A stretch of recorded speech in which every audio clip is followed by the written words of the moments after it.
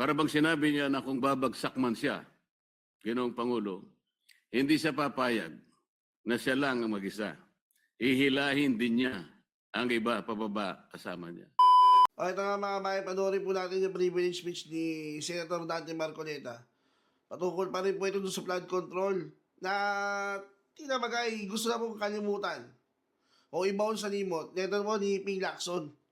So nagsalita po si Senator Marcoleta upang ipaalala na teka lang, di ba? Tinamagay parang nakakalimot na kayo sa pinagagawa ni ni Romualdez O ito, panoorin po natin yung mainit na banat po dyan ni Senator Marcoleta. Panoorin po natin mga kabayan. English colleagues, I rise on a matter of personal and collective privilege, one that strikes at the very heart of public accountability, the integrity of our institutions, and the trust reposed upon us by the Filipino people. On September 25, 2025, former Speaker Martin Romualdez was implicated in the flood control scandal after retired Marine Sergeant Orly Gutesa testified during the Senate Blue Ribbon Committee hearing that the lawmaker is a leading figure in this scandal.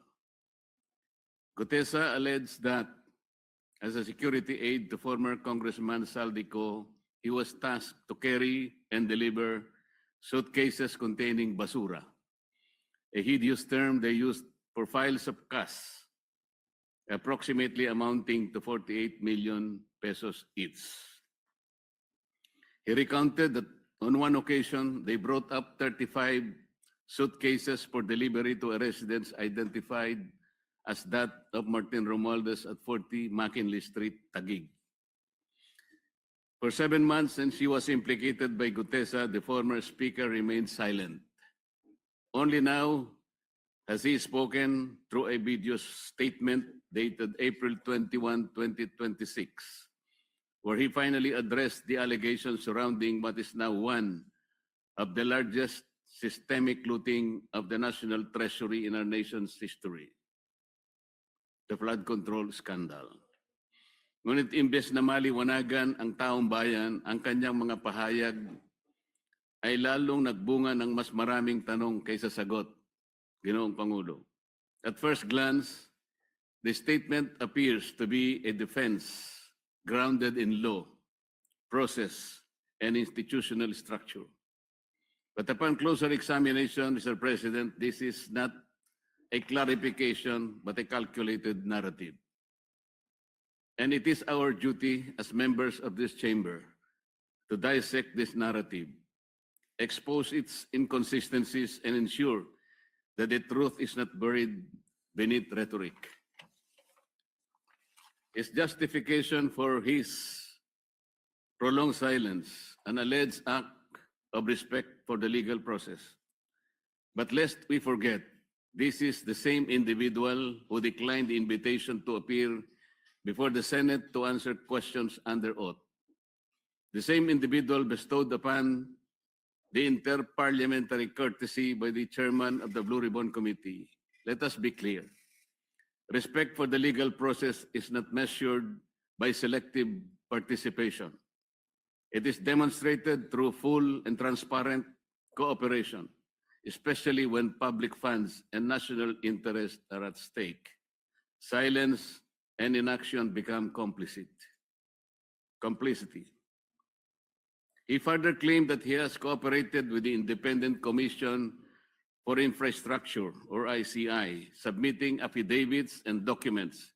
But this alleged cooperation was done behind closed doors, without public scrutiny and without any verifiable records accessible to the Filipino people.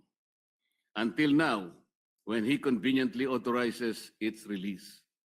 Why only now? Why at a time when the narrative is tightening, when testimonies are emerging, and when key personalities are poised to re-enter the jurisdiction of our laws? Mr. President, timing is everything. And in this case, timing speaks volumes.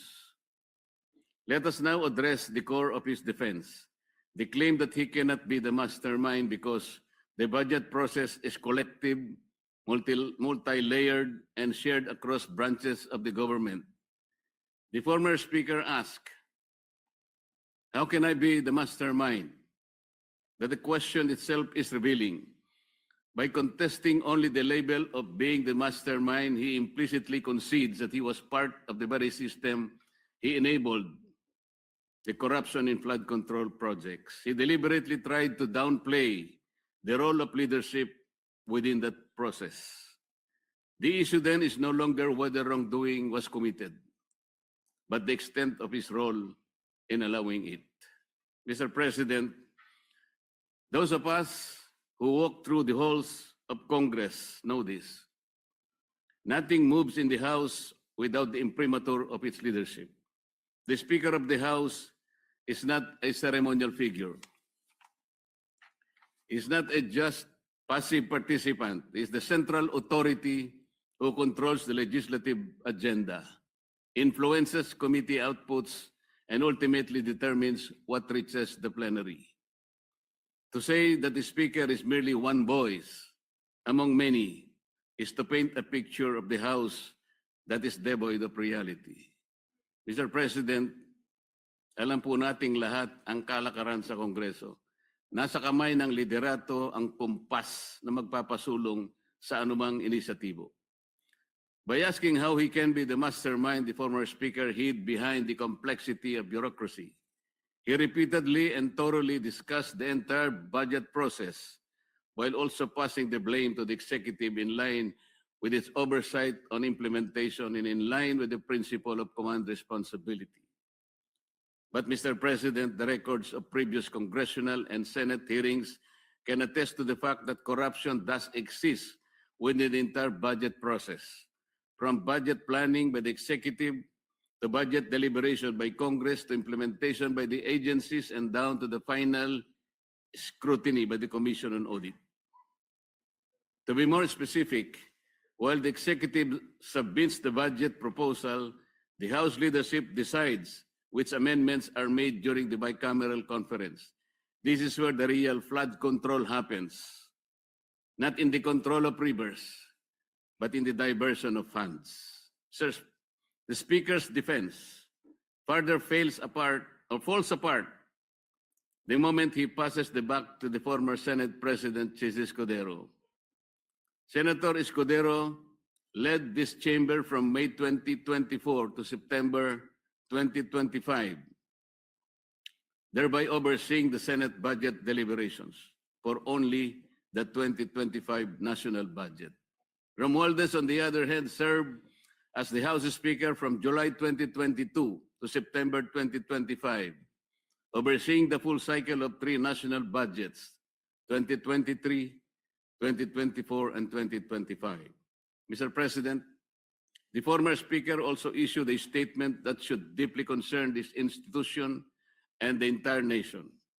He declared that he will not go alone and that he knows many things about the current and the past administrations. What does this mean? This is not only a tacit admission that he is part of the whole mess, but also his preparedness to drag all others involved with him. Para bang sinabi niya na kung babagsak man siya, Ginoong Pangulo, hindi siya papayag na siya lang ang mag-isa. Hihilahin din niya ang iba pababa kasama niya. Is this a veiled threat? Eh, yun naman po talaga yung sinabi ni, ibig sabihin ni, di ba, ni Martin Romualdez, na kung siya po ay talagang tutumbukin ng investigasyon at ituturo bilang Paul Guy ng palasyo, eh, talagang damayan na lahat, yun ang sinasabi niya. Ngayon, mga kabayan, ibig sabihin po, may anomalya po talaga. Di ba? Doon pa lang eh.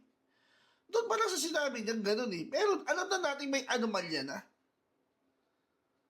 Ba't hindi pa kumikilos tong Blue Ribbon Committee?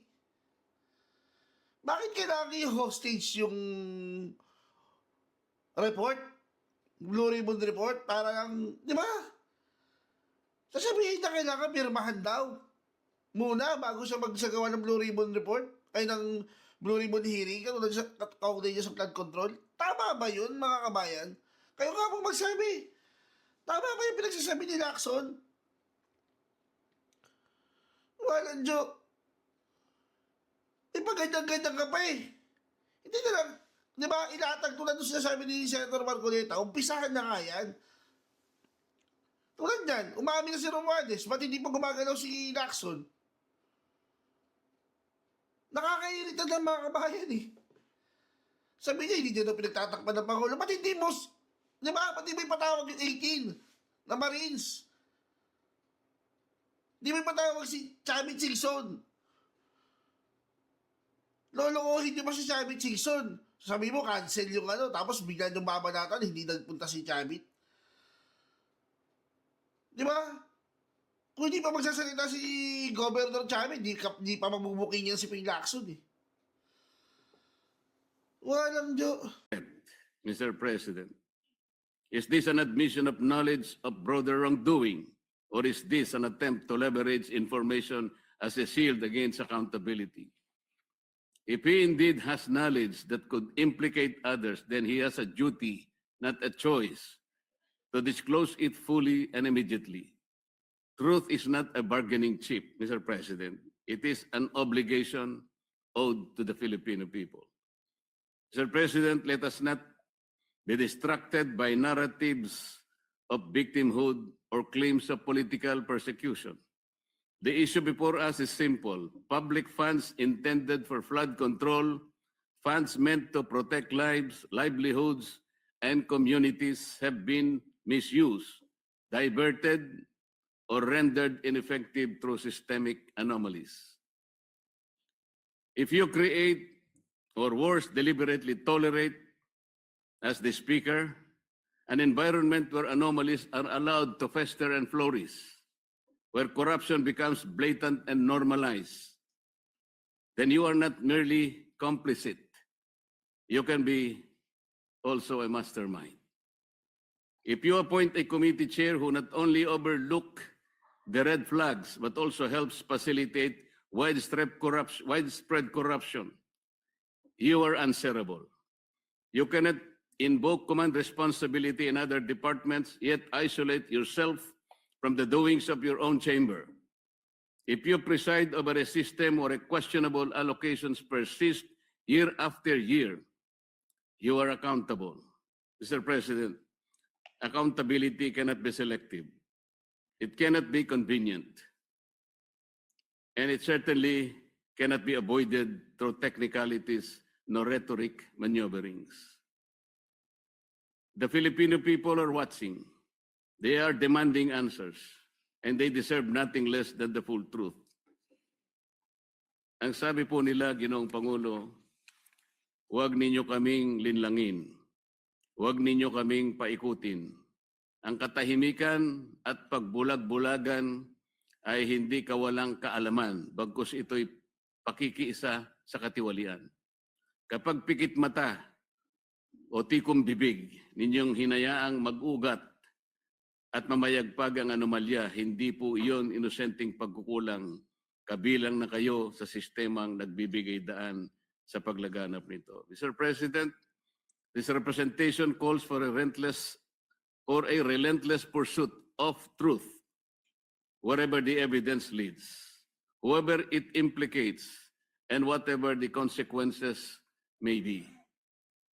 Because in the end, the integrity of this institution and the future of our nation depend on it. Maraming salamat po, Ginoong Pangulo. O, di ba mga kabayan? Ano pong sabi? Huwag titigilan.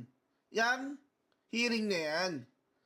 Di ba? Kasi parang kala mo wala nang gana itong si Lacson. Pag hindi na kaya, sir, Mr. Lacson, bitawan mo na kung ayaw mo. Di ba? Hindi yung ginagawa mo yung Senate Blue Ribbon na panangga ng mga magnanakaw. Di ba? Kung ayaw mo mag-hearing, bitawan mo na yan. Bigay mo dyan sa mga gustong mag-hearing. Naghahanap yung tao ng accountability eh. Di ba? O, tulad mo niyan, o. Nagsasalita si Senator Marcoleta. Anong ginawa? Nasaan siya? Mukhang lumabas na naman. Wala na naman eh. Di ba? Hindi yan nakikinig kay Senator Marcoleta. Bakit?